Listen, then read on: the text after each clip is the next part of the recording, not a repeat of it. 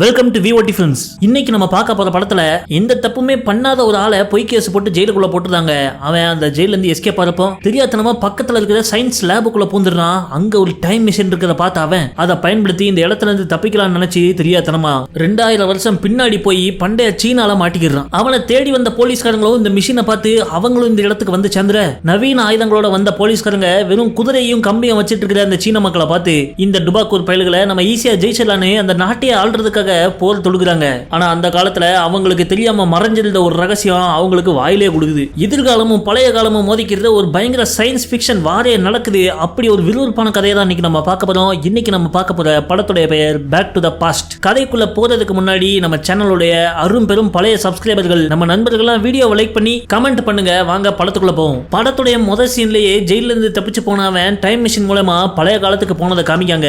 அங்க போய் பார்த்தனா அங்க இருக்கிற மன்னர் கரெக்டா அந்த நாள் தான் மண்டையை போட்டுருக்காரு. அப்ப நாடே கலவர காடா இருக்க இவன் அங்க இருந்து எஸ்கேப் ஆகிறதுக்காக அங்க உள்ள ஒரு சின்ன பையல பிடிச்சி இவன் ட்ரைனிங் கொடுத்து அந்த நாட்டு மன்னன் மாதிரி வேஷம் போட்டு வச்சிருந்திருக்கான். ஆனா நம்ம பையன் ஒருத்தனை மேலே ஏத்தி விட்டா நம்மள வீட்டுக்கு திரும்பி அனுப்பி விடுவான்னு பார்த்தா அவனும் மன்னரோட அரியாசனத்துல உட்காந்துக்கிட்டு பக்கத்து நாடுகளை எல்லாம் கைப்பற்றிட்டு அக்கம் பக்கத்து நாடுகளை ஆட்டைய போடுற ஒரு கொடூரமான ராஜாவாயிட்டான். இந்த கொடுங்கோல் ராஜா கூட இருந்தா நம்மளையும் போட்டு தெளிவாங்க அப்படின்னு புரிஞ்சுக்கிட்ட அந்த ராஜகுரு அவரோட குடும்பத்தையே கூப்பிட்டுட்டு நாட்டை விட்டே வெளியே போய் தூரமா உள்ள ஒரு சின்ன கிராமத்துல தனியா வாழ ஆரம்பிச்சிடறாரு. அங்க அவர் நிம்மதியா 2 பொண்டாட்டி ஒவ்வொரு பொண்டாட்டிக்கு ஒரு பிள்ளைன்னு ஒரு 5 பேர் கொண்ட குழுவா குடும்பம் நடத்திக்கிட்டு இருக்காரு. அப்படி அவர் அங்கேயே செட்டில் ஆகி வாழ ஆரம்பிச்சுல 2025ல இங்க சீனாவை காமிக்காங்க. அந்த டைம் மிஷின் இருக்கிற சயின்ஸ் லேபுக்குள்ள திடீர்னு ஒரு 5-6 பேர் கையில துப்பாக்கியோட உள்ள வந்து அங்க உள்ள எல்லாரையும் சிறை பிடிக்காங்க. இந்த கூட்டத்தோட தலைவன் பேர் கென்னு. இவரு இந்த டைம் மிஷினை உருவாக்கினவன் பண்ண குற்றத்துக்காக தவறுதலா ஜெயில போடப்பட்டவர். தன்னுடைய இளமை வாழ்க்கை முழுசையும் ஜெயிலே கழிச்சிட்டு இப்படி பண்ணவன சும்மா விடக்கூடாதுன்னு சொல்லிட்டு பழி வாங்குறதுக்காக இங்க வந்திருக்காரு. அதுக்கு அந்த சயின்டிஸ்டோ ஏப்பா நீ எங்க டைம் மிஷினை ஆட்டையா போட பார்த்த அதனால தான் உன்னை ஜெயில தூக்கி போட்டோம் அப்படின்னா அந்த கதையை அந்த கென்னு ஒத்துக்கிட மாட்டேங்காரு. பாடுபாவீங்களா உங்களால 20 வருஷம் உள்ள இருந்துட்டு வந்திருக்கோம்ல அப்படின்ட்டு அங்க உள்ள சயின்டிஸ்ட் மாதிரிகளையும் துப்பாக்கி முனையில கையை கட்டி போட்டு அந்த டைம் மிஷின் ஆன் பண்ணி இவர் மொத்த கூட்டத்தோட கடந்த காலத்துக்கு டிராவல் பண்ணலாம்னு பாக்காரு. ஆனா அங்க போயிட்டுனா சிக்னல் ரிசீவர் அப்படிங்கிற ஒரு கருவி இல்லாம திரும்ப நிகழ்காலத்துக்கு வர முடியாது. அப்போ அந்த கூட்ட தலைவன் கென்னு செல்லி அந்த ரிசீவர் எடு அப்படின்னு சொல்லவும் அந்த லேப்லயே வேலை பார்த்துட்டு இருந்த ஒரு பொண்ணு கடகடன்னு எந்திரிச்சு போய் ரிசீவர் எடுத்துட்டு வரா. யாருன்னு பார்த்தா அந்த பொண்ணு நம்ம கென்னோட மக. அதை எடுத்துக்கிட்டு இந்த சயின்டிஸ்டுகளுக்கு மயக்க ஊசியை போட்டு மயங்கடிச்சு இவங்க 7 பேரும் அந்த டைம் மிஷின்ல ஏறி உட்காந்து கடந்த காலத்துக்கு டிராவல் பண்ணிடுறாங்க. அப்படியே சீனை கட் பண்ணி 2000 வருஷத்துக்கு முன்னாடி இருக்கிற அந்த சீன கிராமத்தை காமிக்காங்க. அங்கேயும் நம்ம பயலுக ஃபுட்பால் விளையாண்டுகிட்டு இருக்காங்க. ஊர் மக்கள்லாம் அதை பார்த்து ரசிச்சுக்கிட்டு இருக்க அந்த குரூப்ல ஒருத்த மட்டும் டி-ஷர்ட் போட்டிருக்கான். அவன் யாருன்னு பார்த்தா அவர்ல நம்ம படத்துடைய கதாநாயகர். தெரியாதனமா ஒரு கொடுங்கோல் ராஜா வளர்த்து விட்டுட்டு எனக்கு இந்த சோழியே வேண்டாம்னு சொல்லிட்டு குடும்பத்தோட ஓடி வந்து கிராமத்துல வாழ்ந்துட்டு இருக்காரு. அந்த தலை தான் நம்ம ஹீரோ. ரைட்லயும் லெஃப்ட்லயும் காதுக்கு மேல ஒயிட் அடிச்சுட்டு அவருடைய பையன் பொண்ணெல்லாம் இப்ப பெருசாயிட்டாங்க. அப்படியே அவங்க ஜாலியா ஃபுட்பால் விளையாண்டுகிட்டு இருக்க அங்க தொப்பி போட்ட ஒரு ஆள் வாரான். அவனை பார்த்த உடனே நம்ம ஹீரோ நீங்க விளையாடுங்க நான் கொஞ்ச நேரத்துல திரும்ப வரேன்னு சொல்லிட்டு விளையாட்ட பாதியில நிப்பாட்டிட்டு இந்த ஆள்கிட்ட ஓடியாரு. என்னன்னு பார்த்தா அந்த ஆளு இப்ப இருக்கிற அந்த கொடுங்கோல் ராஜாவுடைய முக்கிய மந்திரிகள்ல ஒருத்தர் போல இருக்க நம்ம ஹீரோவுடைய பழைய ஃப்ரெண்டு. அந்த கண்டத்துல இருக்கிற 6 நாடுகள்ல 5 நாடுகளை அந்த மண்ணை கைப்பற்றிட்டானா. இறுதி நாடான 6வது நாடையும் கைப்பற்றதுக்கு ஏதாவது ஐடியா கொடுங்கன்னு நம்ம ஹீரோட்டே வந்து கேட்கான். இருந்தாலும் ராஜ உருவான இவரு சண்டையே போடாம போர் ஜெயிக்கணுண்டு அதான் நான் கொடுக்குற ஐடியான்னு சொல்லவும் அருமையான ஐடியாவா இருக்க. இப்படி எல்லாம் ஈஸியா சண்டை போடாம ஜெயிச்சுன்னா அவர் 7வது இல்லாத நாடெல்லாம் ஆக்கிரமிக்க பாப்பாரு அப்படிங்க. அப்பதான் அந்த ராஜாவை பத்தி நமக்கே தெரிய வருது.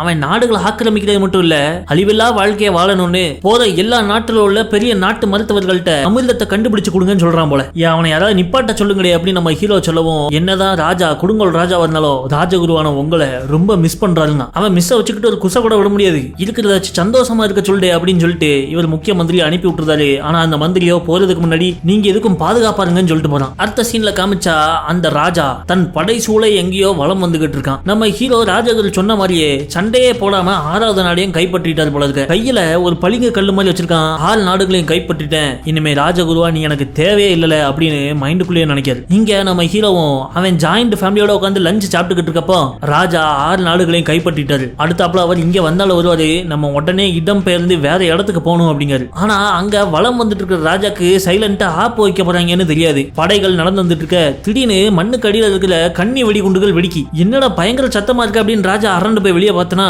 பூமியில இருந்து டைம் டிராவல் பண்ணி வந்த நம்ம கென்னும் அவரோட டீமும் கண்ணி வெடிகளை புதைச்சு வச்சு இவங்களை தாக்கின உடனே கையில துப்பாக்கி எடுத்துக்கிட்டு பைக்ல விரட்டி வந்து இவங்க எல்லாத்தையும் சுட்டு தள்ளுறாங்க. இதுவரை இந்த மாதிரியான நவீன ஆயுதங்களை பாத்துறாத அந்த படை என்னவோ பிளாக் மேஜிக் பண்றாங்க இவங்க பயங்கரமான மந்திரவாதிகளா இருப்பாங்க போல இருக்கு அப்படின்னு அரண்டு போய் நிக்காங்க. அந்த பூமி குரூப்ல சுருட்டு சுகுமார்னு ஒருத்தர் இருக்கான். சண்டையை போட்டாலும் சரி மண்டையை போட்டாலும் சரி அவன் வாயில உள்ள சுருட்டு மட்டும் கீழே விழாது. அவன் ஓட்டிட்டு வந்த பைக் எல்லாம் தனியா உருட்டி விட்டு எதிரில் உள்ள படைகளை அடிச்சு தாக்குறான். இப்படி மாறி மாறி ஒரு 2-3 பேர் மட்டுமே உள்ள பூந்து எல்லாரையும் போடுறத பார்த்த ராஜாவுடைய ஆட்கள் இவங்க ஏதோ பயங்கரமான மந்திரம் பண்றாங்க, இந்த மாதிரி நவீன ஆயுதங்கள் நம்ம இதுவரை கண்டதில்லை, மன்னரே நீங்க உடனே நம்ம தலைநகரத்துக்கு போய் அரண்மனையில் இருக்கிறதா உங்களுக்கு பாதுகாப்பு அப்படின்னு ஒரு 4-5 பேரோட மன்னரை அனுப்பி விட்டுறாங்க. ஆனா அதை சுருட்டு சுகுமார் பாத்துறான். உடனே பைக் எடுத்துக்கிட்டு அவங்கள விரட்டிக்கிட்டு போறான். அவன் கூட சேர்ந்துக்கிட்டு நம்ம கென்னுடைய மச்சானும் பறந்து வந்து அங்க உள்ளவங்களா சுட்டு தள்ளிட்டு மன்னனை பிடிச்சிடுறாங்க. அப்ப அங்க வர்ற கென்னுடைய பொண்ணு கையில ஒரு ரீத் மாதிரியான மிஷின் வச்சிருக்கா. அதை வச்சு இவருடைய மூஞ்ச ஸ்கேன் பண்ணில அந்த ரீத்தை இவ கழுத்துல மாட்டவும் இவ மூஞ்சி அப்படியே ஸ்கேன் பண்ண மன்னர் மூஞ்சி மாதிரி ஆயிருது. அப்ப அங்க வர்ற கென்னு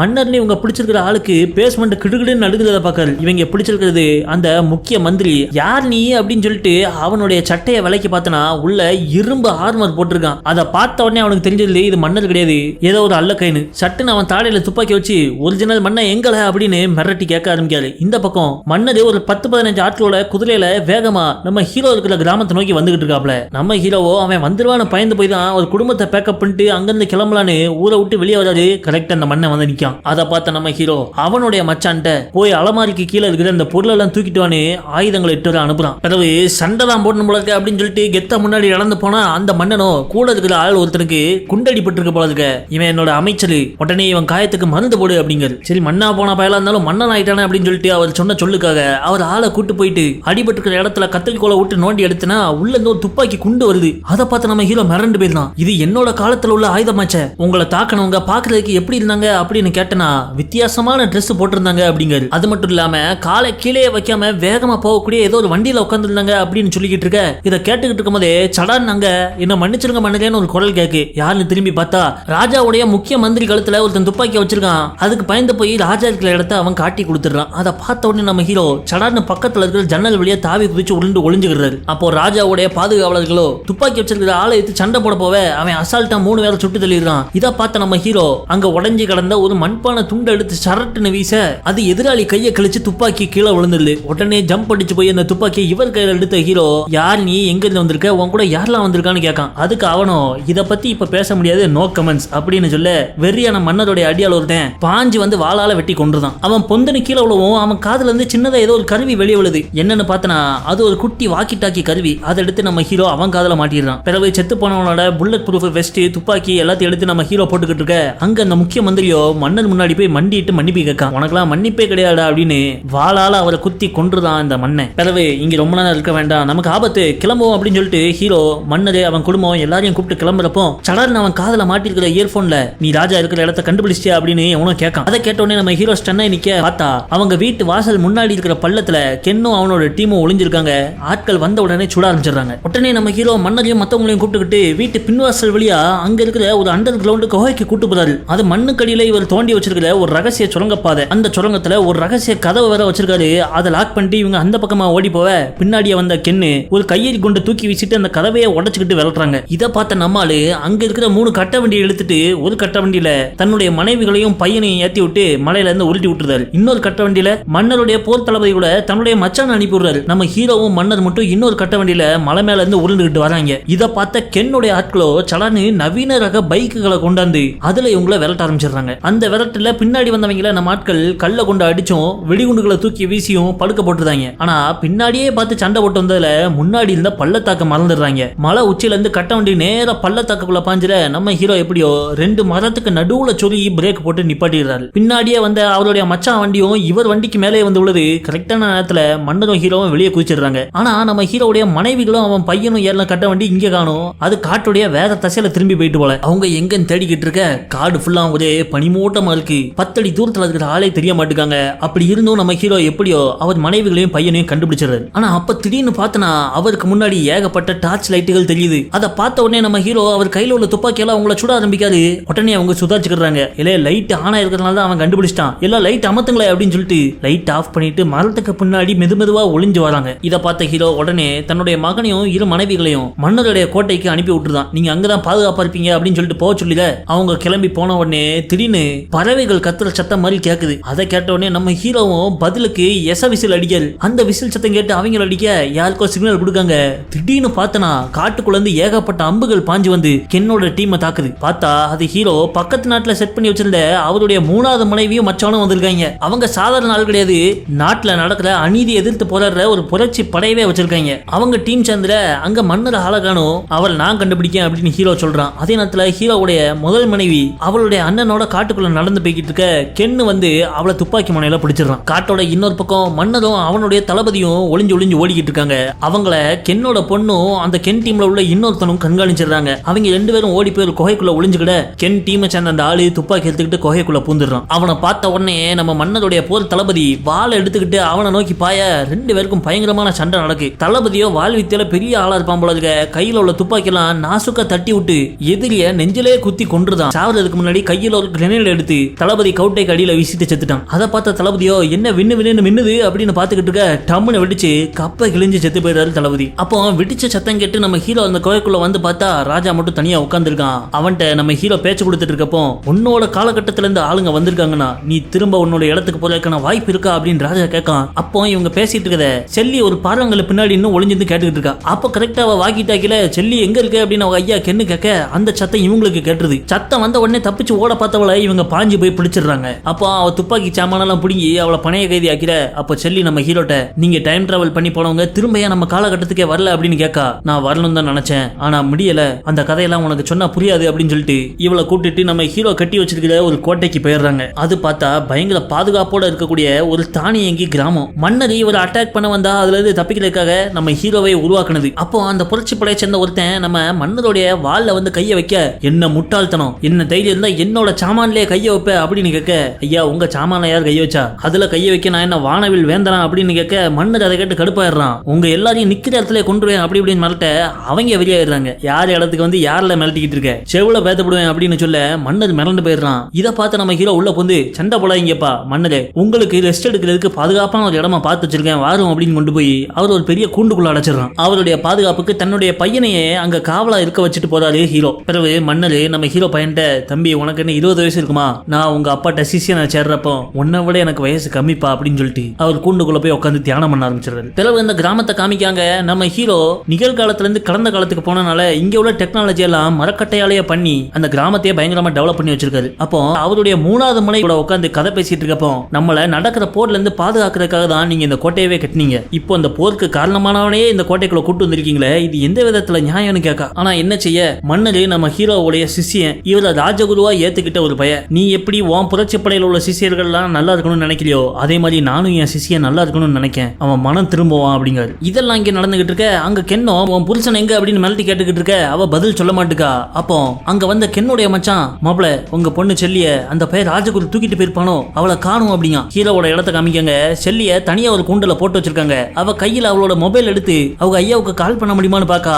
அப்ப அங்க வந்த நம்ம ஹீரோ என்னது இது அப்படின்னு கையில இருந்து புடுங்கிடுறான். பார்த்தா அவளுக்கு சாப்பாடு கொடுக்க வந்திருப்பான் போல இருக்க. கையில வித்தியாசமா ஏதோ பொருள் இருந்த உடனே அதை புடுங்கி பாக்குறான். போன் இப்ப இவ்வளவு டெக்னாலஜியா மாறிட்டா அப்படின்னு அதை வியந்து பாத்துக்கிட்டு இருக்கான். கடந்த 20 வருஷத்துல உலகம் ரொம்பவே மாறிட்டு போலவே அப்படின்னு ஆச்சரியத்தோட பாக்குறான். அது என்ன பெரிய விஷயம், எங்க அப்பா கண்டுபிடிச்ச இன்னொரு டெக்னாலஜி பாரு அப்படின்னு அவ பேக்குக்குள்ள கை விட்டு உள்ளங்கை அளவு இருக்கிற சின்ன வட்டு ஒண்ணு வெளியே எடுக்கா. அதுல உள்ள பட்டன் அமைக்க அது தூக்கி போடவுமே அது பெரிய பைக்கா மாறுது. அது பைக்கா மட்டும் இல்ல, அதுல இன்னொரு பட்டன் நமக்குன்னா அந்த இடத்துல மிதக்கக்கூடிய ஹோவர் போர்டா கூட மாறுது. அதுல ஏறி நிக்கிறவங்களோட மைண்ட வச்சு அதை கண்ட்ரோல் பண்ணலாம் போல. நம்ம ஹீரோ டைம் மிஷின் மூலமா பழங்காலத்துக்கு வந்துட்டு திரும்ப நிகழ்காலத்துக்கு வராதனாலதான் அந்த டைம் மிஷின் உருவாக்குன இவங்க அப்பா கென்ன போலீஸ்காரங்க பிடிச்சு ஜெயில போட்டு இருந்திருக்காங்க. நீங்க திரும்ப வந்திருந்தா எங்க அப்பா ஜெயிலுக்கே போயிருக்க மாட்டாங்க அப்படின்னு இவ சொல்ல, இப்ப எதுக்கு நீங்க எல்லாம் இங்க வந்திருக்கீங்க அப்படின்னு ஹீரோ கேட்காரு. உடனே கழுத்துல மாட்டிருக்கிற அந்த முகத்தை மாத்திர ரீத் எடுத்து காமிக்கா. இதை வச்சு எங்க அப்பா இந்த ராஜாங்கத்தை கைப்பற்ற பாக்காருங்க. பிறகு அங்க இருந்து நம்ம ஹீரோ வெளியே ராஜா இருக்கிற கூண்டுக்குள்ள போறாரு. அங்க ராஜாக்கு ஒரு புல்லட் ப்ரூஃப் வெஸ்ட கொடுத்து போட சொல்றாரு. இந்த கனமான உடைய இனிய போட சொல்ற அப்படின்னு கேட்டா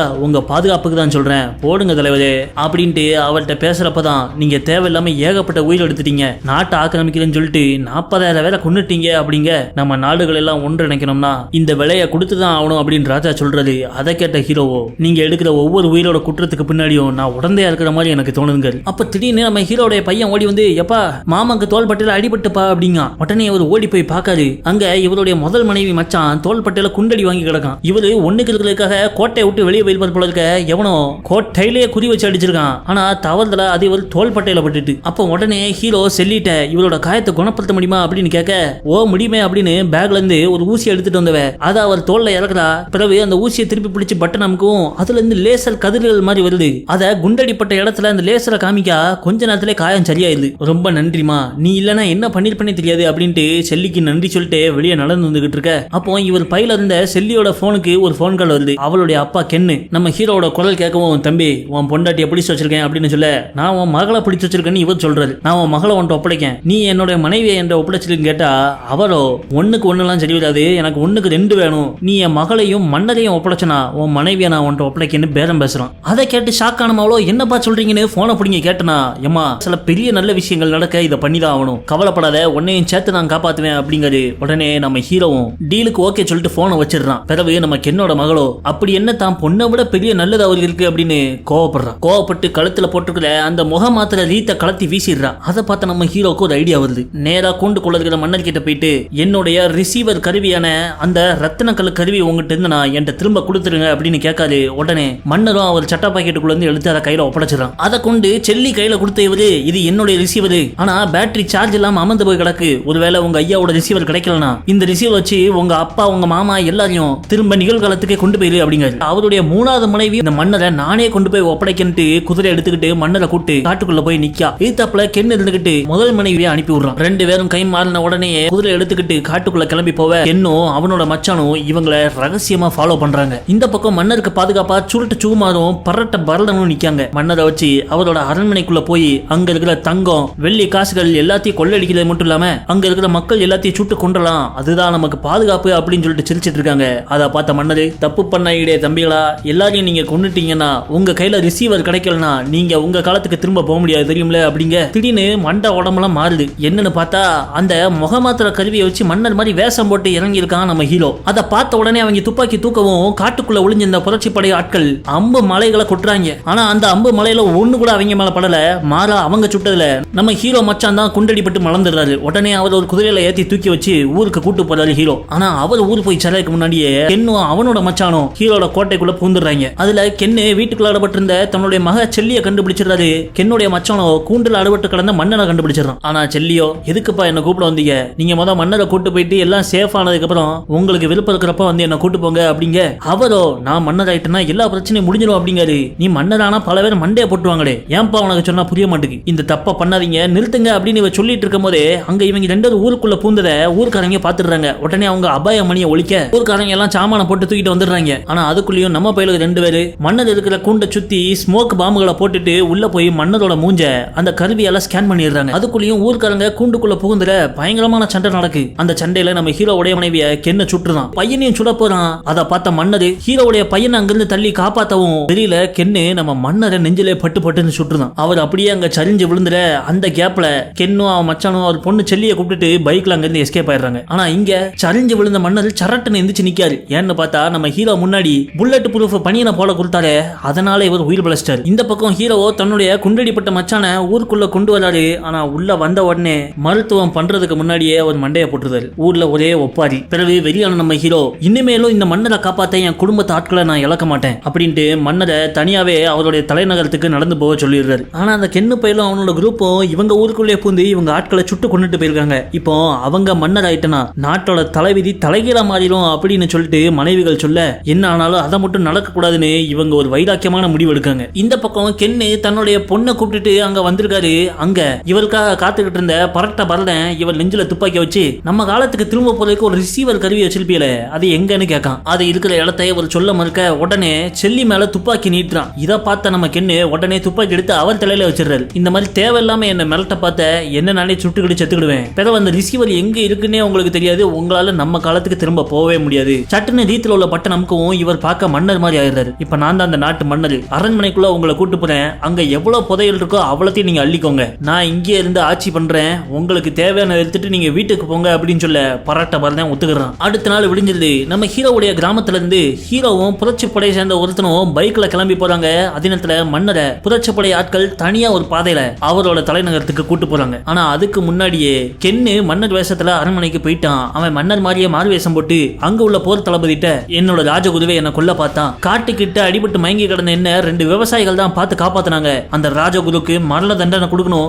அவனை எங்க இருந்தாலும் போட சொல்லி உடனே ஆள் அனுப்புங்க அப்படின்னு உத்தரவு கொடுத்துறான். அதை கேட்ட போர் தளபதியோ குழம்பி போயிடுறாரு. என்ன மன்னர் சொல்றீங்க, போன மாசம் கூட உங்க பிறந்த நாளுக்காக வந்து 5 பவுன் தங்க சங்கிலியை போட்டு ராஜகுருவா இப்படி மாறிட்டாரு அப்படின்னு கேட்க, அவன் மாறிட்டாண்டே, அதனால தான் சொல்றேன், அவன் மத்த ஆட்களையும் நமக்கு எதிராக விஷம் மாதிரி திருப்பதுக்கு முன்னாடி அவனை போட்டுருங்க அப்படின்னு சொல்ல, ஓகே தலைவர் அப்படின்னு அப்படின்னு சொல்லிட்டு ஒரு தளபதி வெளியே வராரு. அப்ப அங்க வந்த தளபதியோட அசிஸ்டன்ட், தலைவரே நம்ம மன்னருக்கு போன மாசம் பிறந்த நாளே கிடையாது, பிறவையா அப்படி சொன்னீங்க அப்படின்னு கேட்டா, அந்த ஆளை டெஸ்ட் பண்ணி பார்க்க தான் சொன்னேன், அவன் மன்னனே கிடையாது, அவன் ஒரு தூய சக்தி, அவனை இப்ப இங்கிருந்து விரட்டி தூர சக்தியா மாத்தணும், நேரம் வர்றப்ப சொல்றேன், அது வரை கமுக்கமா என் கூட இருங்க அப்படிங்காரு. நம்ம ஹீரோவும் அந்த புரட்சி படையாலும் தலைநகரத்துல இருக்கிற மன்னரோட அரண்மனைக்கு வர வெளியே அந்த போர் தளபதி நின்றுகிட்டு இருக்காரு. ராஜகுரு வாருமையா, உங்களை தான் எதிர்பார்த்துட்டு இருந்தேன் அப்படின்னு அவர் சொல்ல, உள்ள இருக்கிறது டூப்ளிகேட் மண்ண, ஒரிஜினல் மண்ண நம்ம ஆளுங்க கூட்டு வந்துகிட்டு இருக்காங்க, அவங்க பாதுகாப்புக்கு உடனே ஆள் அனுப்புங்க அப்படின்னு சொல்லிட்டு நம்ம ஹீரோ அங்கிருந்து நேரா பறந்து இந்த பொய் மண்ணை கென் இருக்கிற இடத்துக்கு போறான். இத வெளியே மலை மேல இருந்து பார்த்துட்டு இருந்த சுல்ட்டு சுகுமாரும் நம்ம கென்னுடைய மச்சானும் இந்த செய்தி அவனுக்கு சொல்லிடுறாங்க. உடனே அவனும் ஆளெல்லாம் திரட்டிக்கிட்டு சண்டைக்கு ஆயத்தமா இருக்கான். அதே நேரம் வெளியே இருக்கிற சுல்ட்டு சுகுமார்ட்டையும் தன்னோட மச்சான்டையும் ஒரிஜினல் மண்ணனை கோட்டைக்குள்ள வர்றதுக்கு முன்னாடியே போட்டுருங்க அப்படிங்க. அவங்களும் ஹோவர் போர்டு எடுத்துக்கிட்டு துப்பாக்கி எடுத்து எல்லாரும் சுட ஆரம்பிக்காங்க. ஆனா அதெல்லாம் தாண்டி நம்ம மண்ணை எப்படியோ எஸ்கேப் ஆகி அவன் கோட்டைக்குள்ள வந்துடுறான். பிரச்சனை ஆயிட்டு அப்படின்னு தெரிஞ்ச இந்த பரட்ட நம்ம போய் மண்ணனா வேஷம் போட்டுட்டு இருக்க கென்னுட்ட, உன் ரிசீவரை ரெடி பண்ணுடு, இந்த இடத்தை விட்டு காலி பண்றதுக்கான நேரம் வந்துட்டு அப்படின்னு ஒரு சாக்கு பைய தூக்கிட்டு அங்க இருக்கிற தங்கம் வெள்ளி எல்லாம் அவன் கொள்ளையடிக்க கிளம்பிடுறான். வெளியே ஹீரோவும் புரட்சி படைக்காரனும் வந்து இறங்க அவனை சுத்தி கோட்டை வீரர்கள்லாம் சூழ்ந்துடுறாங்க. அப்போ அவங்களை எதிர்த்து இவங்க சண்டை போட்டுட்டு இருக்கப்போ பின்னாடி அந்த சுருட்டு சுகுமாரும் கென்னோட மச்சானும் ஹோவர் போர்ட்ல பறந்து வந்துடுறாங்க. பிறகு அது முக்கோண சண்டையா மாறிடுது. வெளியே இந்த மாதிரி தீவிரமான போர் நடந்துகிட்டு இருக்க உள்ள மன்னர் வேஷத்துல இந்த கென்னோ ரீத்தை உருவிட்டு தன்னோட மக சொல்லிட்ட, நீ சொன்னது உண்மையா, அந்த ராஜகுருங்கிறவன் நமக்கு உதவி பண்ணுவானா அப்படின்னு கேட்க, அப்பா அவர் தன்னுடைய ரிசீவர் கருவியவே என்கிட்ட கொடுத்து உங்களை எல்லாம் நிகழ்காலத்துக்கு கூட்டு போக சொன்னாரு அப்படிங்க.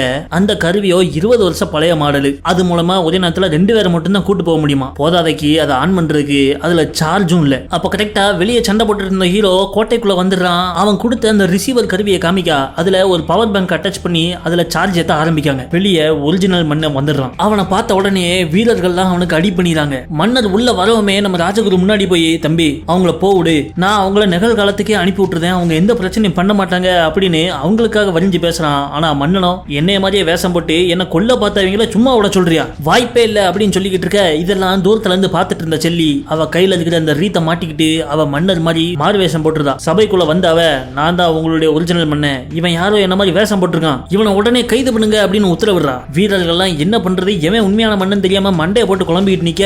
அப்ப அங்க வந்த செல்லி வாள் எடுத்து அந்த மன்னனை குத்த போறா.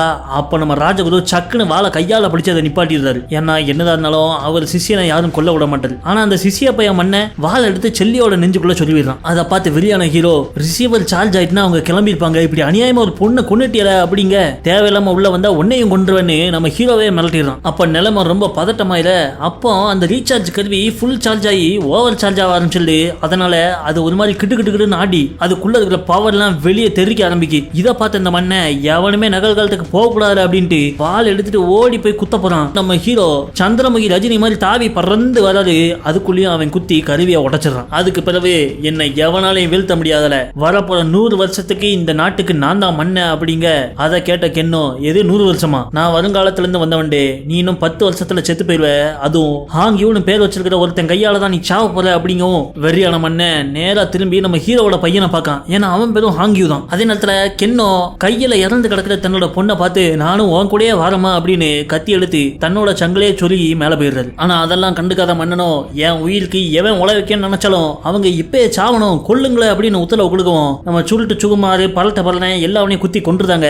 மன்னனோ நம்ம ஹீரோவோட பையனை நோக்கி பாயிறான். இதை பார்த்த ஹீரோ சுத்தி உள்ளவங்க எல்லாம் தூக்கி வீசிட்டு தான் பையனை காப்பாத்த மன்னன் கூட போய் சண்டைக்கு போறான். அதுல மன்னனை அடிச்சு படுக்கப்பட்ட ஹீரோ அவர் சங்கிலைய கத்திய வச்சு, நான் என் குடும்பத்தோட இங்க இருந்து கிளம்பி போக போறேன், உங்களுக்கு எனக்கு இனிமே எந்த சம்மந்தம் இருக்க கூடாது அப்படின்னு வெளியே போட் இருக்கிற பகுதி வர மன்னன் கழுத்துல கத்திய வச்சே கூட்டு வந்துடுறான். அப்ப போட்ல ஏறப்போ இந்த மன்னன் நம்ம ஹீரோட்ட, நீயும் வருங்காலத்துல இருந்து வந்தவன் தான், நான் இன்னும் 10 வருஷத்துல செத்துருவேன் அப்படிங்கிற உண்மை தெரிஞ்சும் என்கிட்ட ஏன் சொல்லாம மறைச்ச, அதுவும் பையன் தான் கொல்ல போறாங்கிறத ஏன் சொல்லல அப்படிங்க. அட மெண்டல் பையல, ஆங்கியூனி என் பையனுக்கு மட்டுமா பேர் இருக்கு, 10,000 பேருக்கு பேர் இருக்கும். நீ இந்த மாதிரி சின்னத்தனமா என்னைக்கு யோசிக்கிற நிப்பாட்டியோ அன்னைக்குதான் நீ உருப்பிடுவ. ஆனா என்ன உருப்பிட்டாலும் வரலாறு மாத்த முடியாது, உனக்கு இன்னும் 10 வருஷம் தான் டைம். நீ சாவுறதுல எனக்கும் வருத்தம் தான். கடந்த 20 வருஷமா ஒன்னு நான் என் சிஷியனா மட்டும் இல்ல, என்னோட மகனா தான் பார்த்து வளர்த்தேன். இருக்கிற காலத்தை சந்தோஷமா கழி அப்படின்னு சொல்லிட்டு தான் குடும்பத்தை கூப்பிட்டு போட்ல கிளம்பிடுறாரு. அந்த போட் அங்கிருந்து கிளம்பின உடனே அங்க வந்த போர் தளபதியோ, நெருப்பு வச்ச அம்புகளோட நம்ம வீரர்கள் ரெடியா இருக்காங்க, நீங்க ஊன்னு சொன்னீங்கன்னா போற போட்டை பாதி வழியில எரிச்சிருவாங்க அப்படிங்க. மன்னனோ வேண்டான்றதான், அழிவில்லா அமிர்தத்தை தேடி கண்டுபிடிக்க நான் அவனை அனுப்பியிருக்கேன், அவன் மேல யாரும் கையை வைக்க கூடாது, வேற மாதிரி ஏதாவது பொருளி அவனாவது கிளப்பினா அவனை ஊர் முச்சந்தில வச்சு நாக்க அறுத்துருவேன், இதை எல்லார்ட்டையும் சொல்லு அப்படிங்க. போர் தளபதியும் அந்த விஷயத்தை எல்லார்ட்டையும் சொல்றான். அத்தோட அந்த படகும் கிளம்பி போயிருந்து இவனும் மன்னரா தன்னுடைய ஆட்சியை ஆரம்பிக்கான். அழிவில்லா அமிர்தத்தை தேடி சீ மன்னன் ஒரு குரூப்பை அனுப்பி விட்டதா வரலாறு புத்தகங்கள்ல இன்னைக்கு எழுதியிருக்கு. அப்படிப்பட்ட ஒரு வரலாற்று சிறப்புமிக்க கதை எடுத்து டைம் மிஷின்களையும் தள்ளாடிகளையும் உள்ள வச்சு எழுதி விறுவிறுப்பான ஒரு சயின்ஸ் ஃபிக்ஷன் படத்தை கொடுத்த டைரக்டருக்கு ஒரு வாழ்த்துக்கள். அதை சுறுசுறுப்பா கேட்ட நம்ம சப்ஸ்கிரைபர் நண்பர்கள் நம்ம வீடியோக்கு லைக் பண்ணி கமெண்ட்டும் பண்ணீங்கன்னா இந்த வீடியோ இன்னும் பல மக்களுக்கு போய் சேரும். அது மட்டும் இல்லாம இன்னும் பல வித்தியாசமான படங்களை பார்க்க நம்ம BOT Films சேனலுக்கு சப்ஸ்கிரைப் பண்ண மறந்துடாதீங்க. வீடியோ பார்த்ததுக்கு நன்றி.